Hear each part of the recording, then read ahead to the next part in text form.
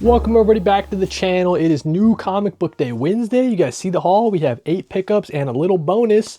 And of course, it is new comic book day Wednesday for January 21st. I'm doing this every single Wednesday, giving you guys my comic book haul. At the end of the comic book haul for today though, I'm going to review really quickly Mickey 7, this book I finished recently. And then also, we're going to do something a little different. We're going to set up my Nintendo DS Lite. This is the one I had back in the day when I was a kid. I'm looking to play some GBA games and some old DS games on it. So I want to set this up. For some reason, it's asking me to set it up from scratch. So we're going to do that in today's video. But let's get into the comic book haul. So the first thing, we have this compact comic. We have Batman, Gotham by Gaslight. This has some, Mike Mignola artwork on the interiors. It's written by Brian Augustine. I've never read this series before, actually. So I'm really excited to get into it. You guys know I'm trying to collect all the compact comics, especially as they come out, and cover them here on the channel. But let's get into the actual haul. So the pick of the week, pretty close, choosing between Captain America issue number 6, written by Chip Zdarsky. He's doing a great job in this Captain America title. Also, the close second was Assorted Christ's Events, issue number 8. So I've been loving this series from Dennis Camp, Eric Zawadzki on the art. This one's supposed to be real meta. It's about a comic book artist getting stuck in the pages of a comic book or something like that. So I'm expecting some really weird meta-ness from Dennis Camp. In addition to Captain America issue 6, we have Fantastic Four issue 7 from Ryan North as the writer, and then Humberto Ramos doing the artwork. I've been liking this Fantastic Four volume and this Fantastic Four arc. I think it's pretty good so far, as Galactus is looking for the Invisible Woman for some reason. But that's it from Marvel. We only had those 2. We have Assorted Christ Events, like I showed you guys, issue number 8 from Image Comics. Sticking with Image, we have Exquisite Corpses issue number 9. Continuing this fun slasher battle royale type of series from James Tynion IV and Michael Walsh. I think we're down to like four of the killers left or something like that. So excited to see how this series wraps up in the next 4 or 5 issues or something like that. We also have the conclusion to Tate Brombell and Jacob Phillips' Everything Dead and Dying. Ending at issue number 5. That was a big surprise, I'm not gonna lie. I thought this would go on for at least like 2 more issues, but this is it. Issue number 5, Everything Dead and Dying.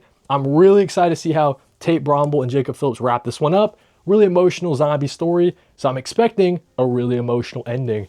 Looking forward to that. Power Fantasy issue 15. Yeah, issue 15. This has been my favorite indie comic series from Image Comics, or just indie comics in general. Power Fantasy has been excellent from Kieran Gillen and Casper Wingard. Some of those beautiful artwork on stands, like for sure. And then Kieran Gillen, the more I read of his stuff, the more I fall in love with Kieran Gillen's writing style. Rumor is this might end, this series might end on issue 17 or 18, something like that. So excited to see potentially how this series is coming to an end in the next 2 or 3 issues. And then from DC Comics, Light DC Day, we have Nightwing number 134 from Dan Waters. We don't have Dexter Soy on the artwork, but that's all right. In a couple issues, we're getting a new main series artist when Dennis Cohen is coming into the interior. So that's pretty cool. And then last but not least for today, Wonder Woman issue 29, the issue written by Williams with artwork from Spoke. So Tom King and Daniel Sampier taking a little break from this series. But that's what we have for new comic book day, January 21st. Beautiful Wednesday. Actually, it's like snowing and cold and terrible, but beautiful Wednesday for comic books for sure. In addition, we got that compact. So that was the comic book haul, but if you guys stay tuned, we're going to be reviewing Mickey 7 real quick, and then we're going to be setting up my DS Lite. Last night, I finished the book Mickey 7 from Edward Ashton. That's the writer, and I got to admit, I liked it a lot, but I wasn't a fan of how this one ended, and I think it has to do with the fact that there's a sequel book that I didn't know about. I thought this was just a one-off kind of read. Kind of disappointing that I wasn't looking to read a series. I don't think I'm going to read the second book. I thought that the main character, Mickey Barnes, was really cool, kind of relatable, just like your everyman kind of guy. And he's on a beach colony on a foreign planet. He's part of this group that's supposed to make the planet a little bit more livable. He left his home world in search of a better life kind of thing. But Mickey's job isn't expendable, so it's not like a fun little trip on a foreign planet. Mickey's job is to die, and then they have his DNA and all that stuff on file. So whenever he dies, they can reprint his body out. So that's kind of the whole gist of the story. Mickey Barnes and how he dies upwards of 7 times. That's why the book is called Mickey 7. On one of the missions though, on this foreign planet, Mickey 7 goes down into like a tunnel or whatever, and they think that he dies, but it turns out he lives. So back at home base, they print out a new Mickey 8, but then Mickey 7 rolls up and he's like, hey, I didn't die. So then it becomes this weird thing of, oh, we can't tell everybody that there's 2 versions of us living on this like base or whatever. And that's kind of the situation we find ourselves in. Mickey is just trying to hide the fact that he has like an identical duplicate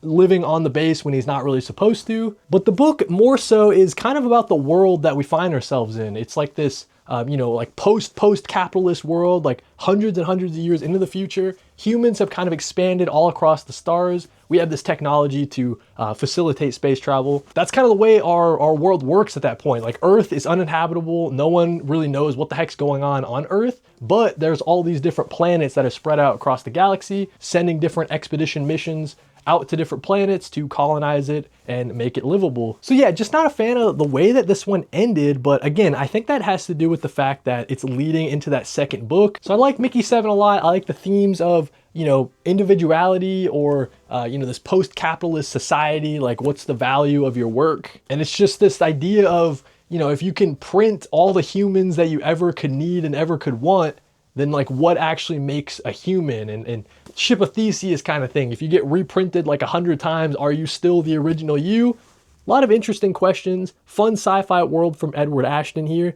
even if I wasn't a fan of the ending. But yeah, Mickey 7, that was a pretty fun read. Great way to start off the year. Next up for an actual book, we're going to be reading Wool, part of the Silo series. I'm a big fan of the Silo show on Apple Plus, and I really want to read the books so I can know what happens next. So we got Wool by Hugh Howey. That's the next book. And yeah, let me set up this DS, dude, so I can get to playing. Alrighty, setting up the DS Lite. Turn it on for you guys. Fun little intro song when it boots up. All right, so it's asking me to input my name. This is a classic. Got the stylus, of course. I used to love the DS back in the day, man. Let me know down in the comments. Do you guys have a DS? Did you skip the DS generation? Were you more of a Game Boy? Were you more of a PSP kind of guy or girl? Let me know. All right, username saved. We just went with Cody, the classic. Pick my favorite color. We're gonna go with this. I think it's like a mint green. I'm a little colorblind and also kind of hard to see with the glare. Color setting saved. All right, the date. That's an easy one. It is New Comic Book Day for January 21st. And of course the year 2026. Almost did 2025. We got the time, all right? So the time that I'm recording this, it's like, I don't know, what is it? It's 1:35. So we're gonna go for 1:35. Time setting saved. And then enter your birthday. Oh, that's fun. So we got May 17 is my birthday. Hopefully that doesn't like dox me or something like that. In order for the new system settings to take effect, you must restart your system, shut down now. You can turn it back on and we should have a DS Lite to go and play. Yes, of course. Nice. DS Lite is all set up. So the games that I was looking to play, right now we have Mario & Luigi Superstar Saga. One of my goals this year was to beat this. Never beat it. I'm on the very last boss.